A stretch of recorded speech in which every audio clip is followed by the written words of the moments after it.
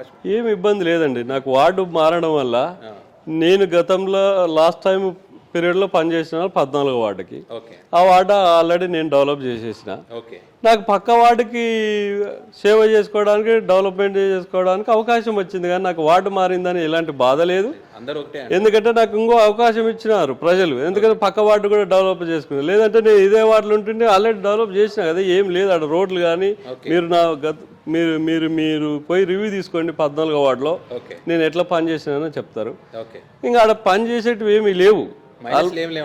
మైనస్లు ఉండొచ్చు, ఒకటారా మైనస్ లేని వాళ్ళు ఎవరన్నా ఉన్నారా? ఓకే నువ్వు ఎంత పని చేసినా మైనస్లు ఖచ్చితంగా ఉంటాయి. ఈ పరిధిలో మీరు చేయాల్సిన మా పరిధిలో చేయాల్సింది 80% చేసినా, నేను 100% కూడా చెప్పాను, 80% చేసినా నా అభిప్రాయం. ఓకే ఒకవేళ నా అభిప్రాయం ఉండవచ్చు, మీ ఛానల్ ద్వారా రివ్యూ పంపండి, నా అభిప్రాయం కరెక్ట్ కదా మీకే తెలుస్తుంది. ఓకే సో ఆ కోణంలోనే మిగతా వార్డులు కూడా అంటారు. నాకు పక్క వార్డు కూడా చేసుకునే అవకాశం వచ్చింది కదా. ఓకే ఖచ్చితంగా 14 వార్డు ఏ విధంగా డెవలప్ చేసినా దానికి రెట్టింపు ఉత్సాహంతో దీంట్లో పనిచేస్తాను. నాకు వార్డు మార్చింది కానీ ఇలాంటి బాధ లేదు. ఓకే ఎందుకంటే ఎక్కడైనా ప్రజలే కదా ఉండేది, మున్సిపాలిటీ పరిధిలో వాళ్ళకి సేవ చేసుకుంటాను నేను. ఓకే తప్పేముంది దీంట్లో?